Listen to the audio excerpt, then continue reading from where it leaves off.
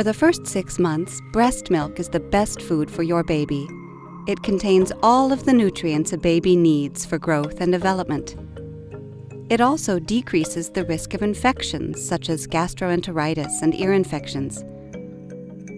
Children who are breastfed also have a lower risk of becoming overweight and of getting high blood pressure and type 2 diabetes as adults. Children who are exclusively breastfed get the greatest protection, but even a little breastfeeding is good.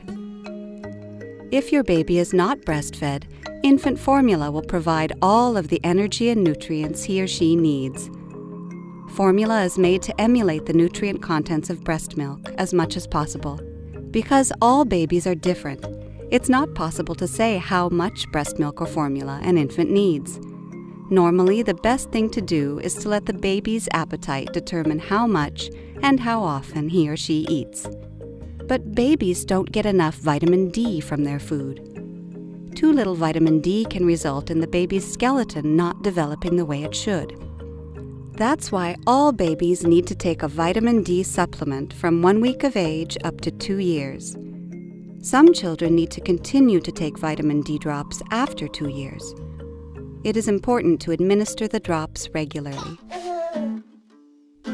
If your baby is curious about the food you eat, you can give her tiny tastes now and then, but not until 4 months of age.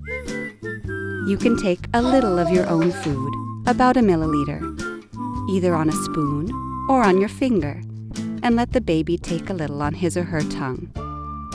Just give tiny amounts of food and continue breastfeeding or bottle feeding as usual. The idea isn't for these taste tests to provide nourishment, but for the baby to experience new flavors and textures. If your baby isn't interested, you can just as well wait until he or she reaches 6 months of age. Breast milk and vitamin D drops provide all the nutrition your baby needs for the first half a year. It's good for your baby to start getting used to small amounts of gluten while he or she is still breastfeeding. This may reduce the risk of the baby developing gluten intolerance later on. You can introduce gluten by giving the baby tiny tastes of white bread or thin, unsweetened wafers.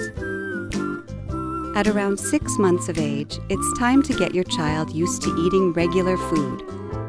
In the beginning, it's mostly about introducing your child to new textures, more flavors, eating from a spoon, and learning how to chew. There are no rules for which food to start with, and you don't need to introduce one food at a time. Babies are sensitive to the bacteria and viruses that can cause upset stomach. For that reason, it's extremely important to observe good hygiene when you prepare food for your baby. Babies can eat most of the same foods as other family members, but there are some foods that you should avoid introducing until your child turns 1. When you give the baby some of the family's food, set aside the baby's portion before you add salt. Babies can't regulate their sodium intake properly, and it's important to give salt sparingly to babies under 1 year of age. Something that you don't need to worry about is flavoring the food with herbs like dill, parsley, and other spices.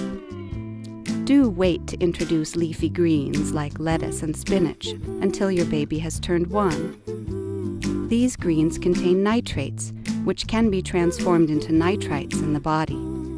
In children under 1 year of age, nitrites can inhibit the flow of oxygen in the blood. By the way, don't give honey to children under 1. It can contain spores which in rare cases can develop into bacteria in the intestines of infants, where it produces the dangerous poison botulinum. Avoid sweetened foods as much as possible. Sugar only provides empty calories, no vitamins or minerals. There's a lot of sugar in flavored yogurts, in cookies and crackers, fruit soups and jellies, jams and marmalades. And of course, ice cream and candy. Sweet drinks like juice and soda also contain a lot of sugar. Don't give your baby these drinks. Instead, get him or her used to drinking water. Sound hard? If you stop and think about it, feeding babies isn't that difficult. Just the opposite. It's often fun and exciting to watch your child discover new flavors and find new favorite foods. Keep breastfeeding while your baby learns to eat. Because breast milk and infant formula contain so many nutrients, you won't need to worry if your child needs time to adjust to eating other food. A slow introduction to the world of food is very good. The more your baby eats, the less breast milk and formula will be needed. But you can still breastfeed for as long as you and your baby want to, even after 1 year of age. Good luck.